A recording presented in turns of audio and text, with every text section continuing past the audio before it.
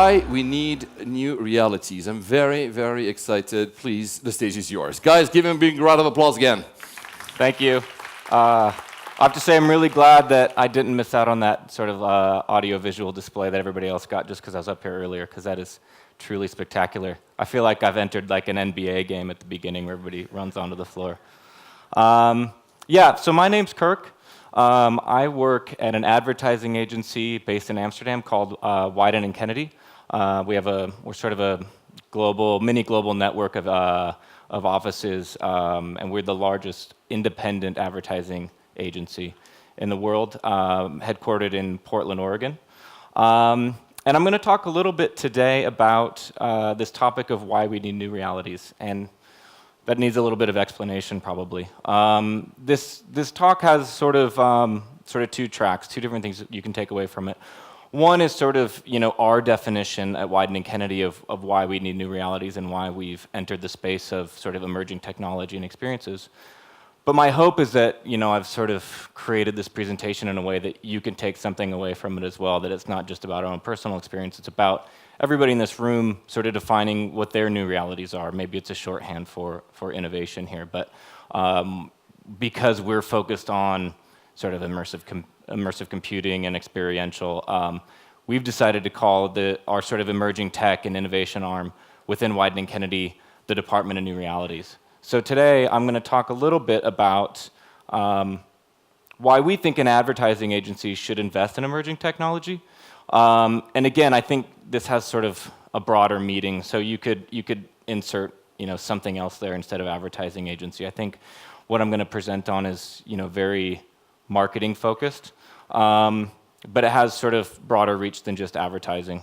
You could also replace that word "and" with maybe "my." Why should my ad agency? Why should my comms agency? Why should my PR agency? Whatever it is, create their own sort of new realities and be sort of facing the emerging technology ahead of us.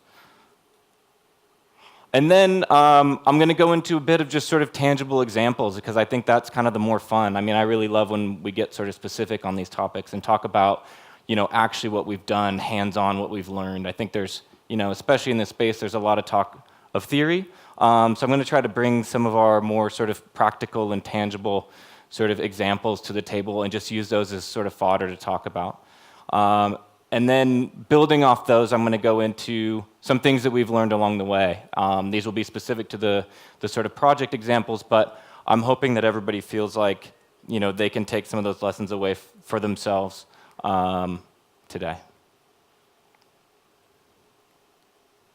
But first, I have two, maybe big's overstating it, two caveats. One is this isn't meant to be like a pitch for the Department of New Realities at Wieden and Kennedy. I know some of it might seem a bit salesy because I'm going to talk about us, I'm going to talk about what we've been doing, but really, as I said, the intent is that you try to take sort of broader meaning away from it. And then the second one is that this is meant for an audience of people that are maybe dabbling in this type of technology and experiential, maybe thinking, this is something I should be getting into, I know that. But I don't know where to start, or I don't know how I even feel about it. If you're somebody that's been in tech for decades and owns your own technology company, some of this stuff might be a little bit basic and obvious, but bear with me, and I hope there's at least one or two things that you find valuable in there. So, first question, why new realities, as we call it? So I'll talk a second about how we define new realities for ourselves.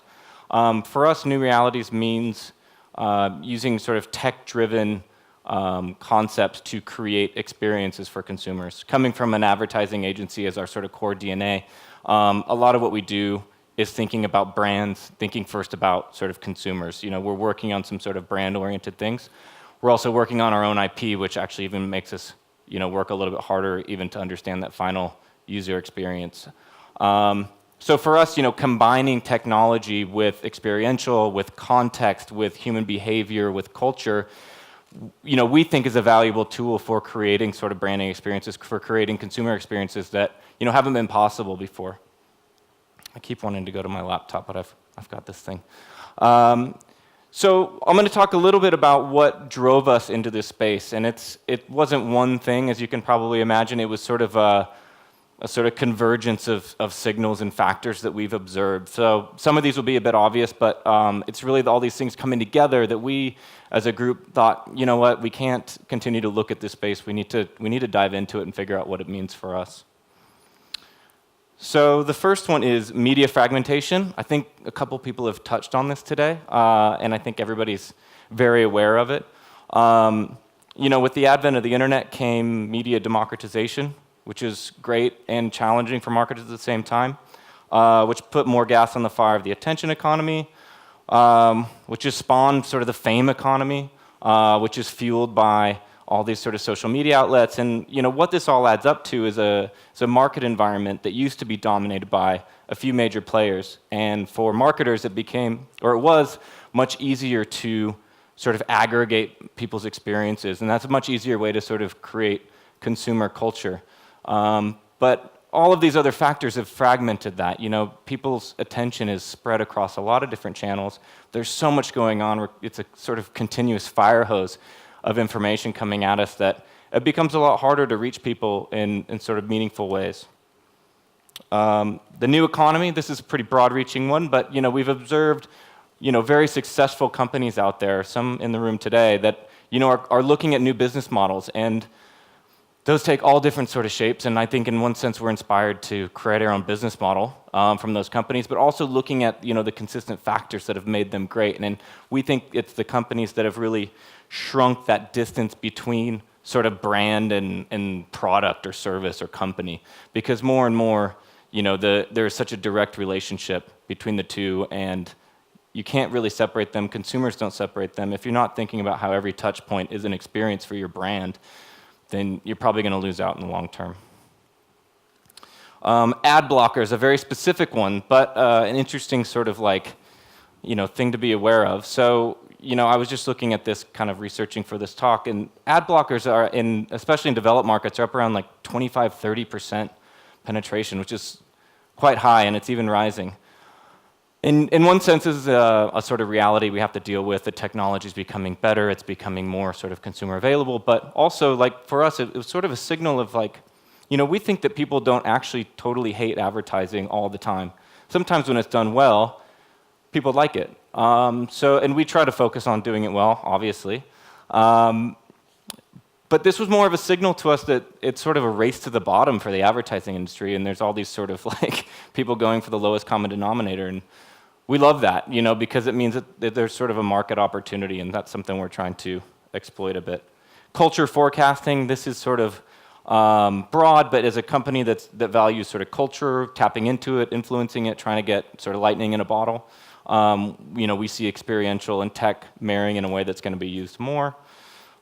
Investment, I don't need to belabor this, I'll come back to it, but Google, Apple, Magic Leap, Alibaba, all the VC money going into these sort of smaller companies and sub-industries, you can't help but take notice. The next one is immersive technology. I think especially immersive computing is kind of crossing the chasm now, if you will. It's going from something that's sort of really new and nobody understands on its way to something that's really prevalent. And I think we're in a sort of exciting space in the middle where we can kind of define what it is and how people think about it. Experiential marketing, this is a big one. This is not new. All the marketers have been seeing, how they can sort of improve, get closer to the consumer. I think for us, there's three big things. One is that you can make those sort of one-to-one relationships better with consumers, more memorable, more lasting, more sort of two-way sort of understanding. We also think there's much less room for mediocrity, which I was kind of talking about. With traditional media, you can do something sort of very average, and nobody really notices. It doesn't have a big negative impact on your career or your consumer or your brand. But when you talk about immersive technology-led experiences, it's higher stakes. You're asking a lot more of that person's time. If you have a bad experience, it's going to leave a long-term effect. If you have a good one, it's also going to have a long-term effect. And it makes everything sort of higher stakes, which we love.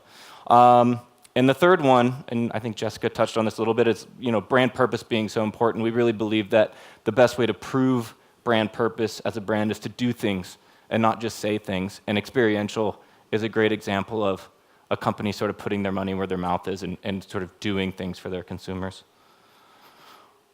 This last one is a little bit tougher to define, but creative opportunities as a creative company, this is paramount for us. We need to just make sure that the sort of advancements of these technologies and the sort of space in total was going to lead to things that we could tap into to create great sort of consumer experiences and build brands and businesses.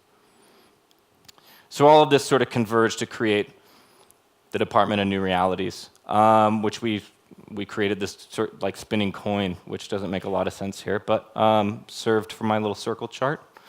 So I'm going to talk about creative opportunities really quick. For us, we really look at this space as creative first.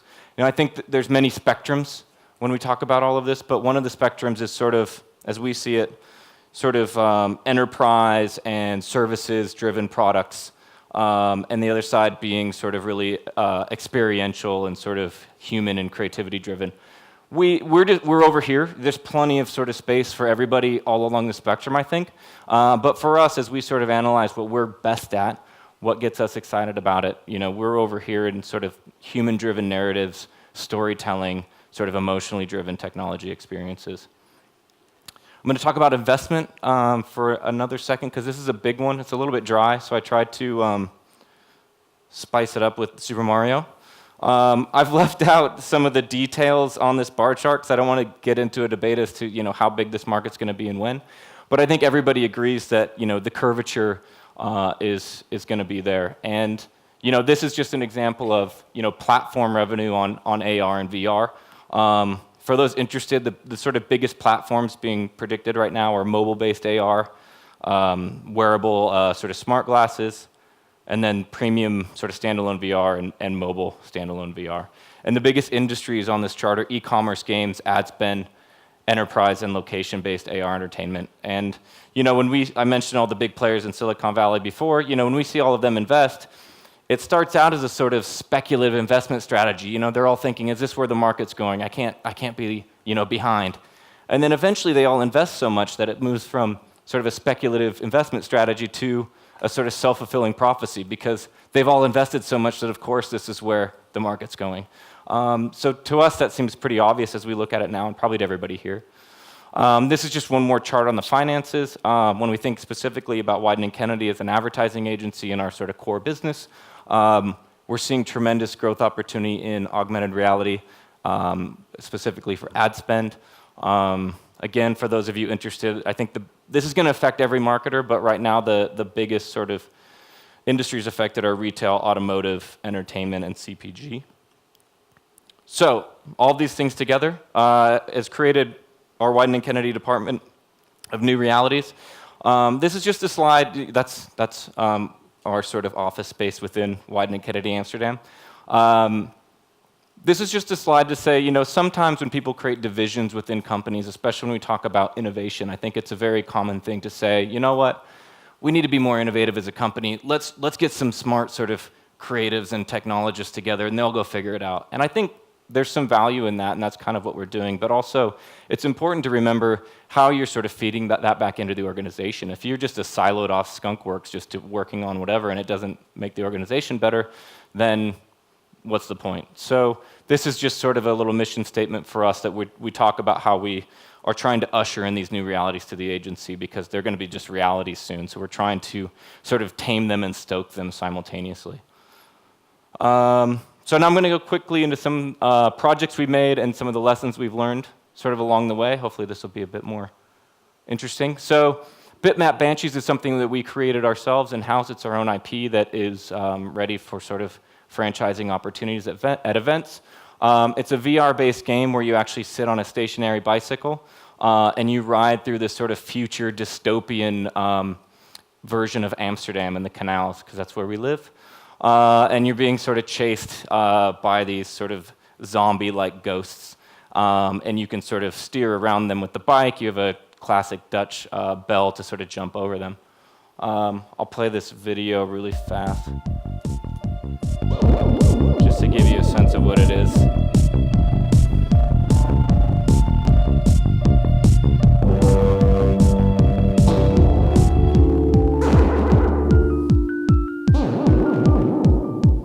Yeah, it's quite exciting. I mean, I don't know how many of you have done like VR video games, but I find once you're in there and you're actually thinking about something other than being in VR, and you're trying to control the bike, and you're trying to not get hit, your brain actually forgets you're in VR, and it makes it so much more immersive. And one of the interesting things that we learned through this project was the power of voyeurism. So I think, a lot of sort of naysayers of VR will say, it's a very sort of isolated experience. It's not social. It's, maybe it leads to a future like we saw in the movie Ready Player One, which was talked about earlier. But we also, those things are valid points for sure, and it's the things that we need to be aware of when we're designing these experiences. And to that point, we think the whole sort of VR experience, even outside the headset, is an important one. When we were sort of testing this prototype, it became very clear that watching the person doing it was very entertaining. So we created this whole sort of display out of somebody doing it. So it was all the sort of set design and the bike design and being able to see the screen that people are actually playing the game on. All these things created a sort of experience for everyone, which is how I think memories are better solidified. When you can think of the group of people you were with, you can think about the people that were laughing at you as you almost fell off the bike. All this sort of stuff really just adds to the total experience. This next one is a project we did with a friend of ours who's a creative director at Wieden & Kennedy, but he's also a pretty well-known artist. He does these sort of single-line drawings on canvas. He's actually known for, I'm going to repeat this off my notes so I don't get it wrong, but he paints mostly these 69 different Spanish bulls that have been the only 69 bulls to actually win a bullfight and kill a matador. And he does this to sort of raise awareness for the issues in bullfighting. And he's a good friend of ours, and so we introduced him to Google Tilt Brush, which is a tool that allows you to sort of paint in 3D, which actually translated quite well to his kind of art. And it's corny to say, but literally brought this other dimension to his art. So he loved it immediately. He did some new art in 3D, and it coincided with a gallery that he was putting on. So we actually took that 3D art, moved it into AR, created a mobile AR app, and then had these sort of plinths that existed at the gallery. And people at the gallery could look through an iPad or their phone and actually see the 3D art in addition to all the 2D art on the walls. So I'll just play this little video really quick that kind of just shows it.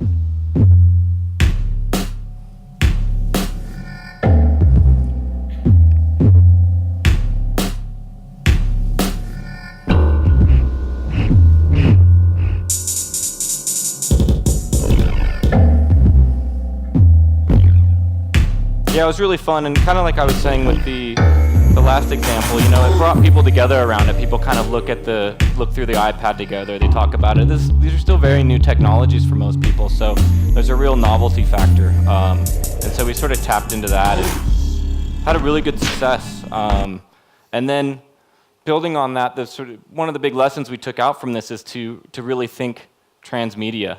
So in this case, Alvaro's sort of 2D canvas painting turned into VR-based art in Google Tilt Brush, which we converted into augmented reality, which then we created an IRL gallery. And now I don't have an example of this yet because it's in process, but we're actually working with a partner to 3D print that art in metal, and it's going to clients' homes, sort of in large-scale metal reproduction. So there's a lot of value in sort of thinking about how these things can sort of translate across, and it creates sort of new and fresh ways of looking at it. Corona, they're a big client of ours at Wieden & Kennedy Amsterdam. We do their global marketing. They're a great client. They're actually surprisingly very innovative, and I say surprisingly because if you know Corona, it's very much like a beach brand and relaxed and chill. But we, with our clients, have seen an opportunity to do really sort of innovative things with the brand, and one of them is sort of getting into technology. And we were concerned at first because we thought, much like REI, Corona is about getting people outside because they think you're a better person outside. And that's sort of in some ways in conflict with technology, where people just sort of assume VR experiences, keep you indoors or sort of lock you in. But we flipped it and we started thinking about it differently, and we thought, how can we sort of use technology to bring the outdoors to people that maybe don't take the time. So we got into this. Just going to take a second to play, I think. We went to Mexico City, which if you've been there is just, it's hot, it's really urban, it's hard for people to get out, people work hard. And we went there and we said, we're going to bring sort of the outdoor experience to people. And this is a great example of how VR can be more than just VR. So we created a VR experience that was like, multiple haptics with, scent and touch and feel and heat and wind and all these things. But we also created a whole experience around it. So the moment you walked in the door of this big venue, you were greeted by actors and actresses, and there's theatrics, and there's visual design. And you sort of took this sort of emotional journey through the whole thing. And the VR played a big part of that because it made you really feel like you were in the outdoors. But it wasn't the only thing. And I think the sort of response that we got out of that, we really talked to a lot of people right as they came out. And the sort of influential power of VR was so clear. People were like, wow, it really feels like I was outside, and it sort of makes me want to do that more. There's some jokes about marketers showing videos. I'm going to show one more video on this one.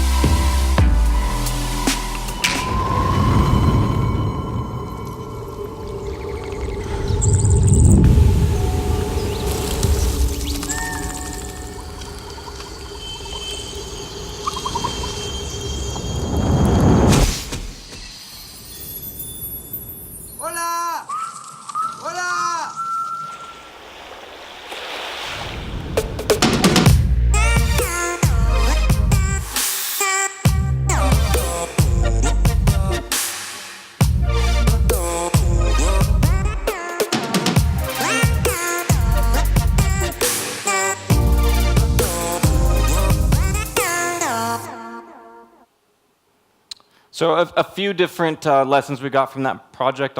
We got about 1 million, but I picked 3. Find ways to scale, especially when we're talking about VR, but also AR. These things don't sort of naturally scale right now. It's getting there, but right now, we have a lot of clients who, are sort of challenged to marry sort of like broad scale and brand impact and all these things against the investment in something like VR. So, you can be really smart and sort of tactical about how you go about, scaling these things. In this case, we knew we couldn't get a lot of people through the VR and the experience, so we basically brought in a lot of people who were, influencers, tastemakers, publishers, media, into the party and the experience, and they broadcast it out, and that's where you see some of those sort of statistics at the end where you get a broad impact from something that only, serviced about 4,000 people in the end for first-hand sort of experience. Another one is bleed your assets. So you can sort of amortize the cost of these things if you think about different ways of applying them. So right now we're in the process of taking those 3D assets from the sort of paradise world and creating retail-based applications for them, augmented reality-based and otherwise. And then another one, which is maybe obvious for a lot of people, but for ad agencies that normally do sort of like decks and rip videos and mock-ups, we've really learned that prototyping is paramount to get people excited about these things because you can't represent them in a video. So we spend a lot of time sort of R&Ding and showing things to our clients to really sort of generate the excitement and the possibilities. I'll try to speed up. This is just some fun R&D we've done on AR and fitness. You can create, this is sort of in contrast to all the serious sort of sport culture out there. We've talked about making sort of these little buddies that can be your sort of training partners, and they train next to you and they sort of keep you motivated. Maybe they yell at you if they're tracking, how much you haven't moved on your Fitbit. And, they can be that sort of motivation and make it all a bit more fun. And, maybe spur some people who aren't normally into fitness. Obvious learning here. Do your own R&D. Really important, not just so you can learn on these new platforms, but also so you learn about yourself. We spend a lot of time in R&D so we can figure out what we think is important, what we think is valuable, what do we want our next project to be, what do we think is sort of valuable for one of our clients. Sorry, I'm going a little fast now because I think I'm running out of time. Another important one is location as context. You know, advertising for years has been about context, whether it's sort of time-based or culture-based. If you have context, it makes your sort of message so much better. It's so much more meaningful. We think with AR and VR, the key context is location. Think about where you're doing something and how it can be sort of additive to that experience beyond just the technology. Last example, this is a kid's VR game that we made called Senseless Fairy Tale. Basically what we did is we gave kids a sort of wand in VR, and they could go around and sort of have a whole sort of play space where they had these sort of simple interactions where they could, you know, play music, affect where these different animals go, break things, which was really fun to create. We launched this at Cinekid in Amsterdam probably 6 months ago now. And what we learned, actually, the big lesson from this was that this is where we want to be. You know, you need to. Buzz the bees. Everybody knows this in traditional Hooray, they advertising. say, Everybody the tests their work to higgledies, understand what and consumers whatnots. think of it. I think it's equally or more important in this case. So, Of imagination. I'm talking over her. We had this assumption that kids would want to come in and sort of solve puzzles, and a series of puzzles would get them through the experience, and that's what they would love. We tested it with them, and we found out they just wanted to break everything. They just wanted to be able to sort of have their own experience and create their own sort of thing out of it. So we kind of redesigned it. We made it more free play, more of a sandbox, and the kids loved it. And that's it. I'm gonna try to say one Bulgarian word because nobody else has tried yet. Blagodaria?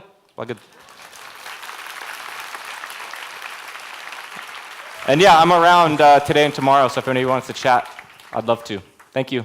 Guys, Kirk. Thank you so much, Kirk.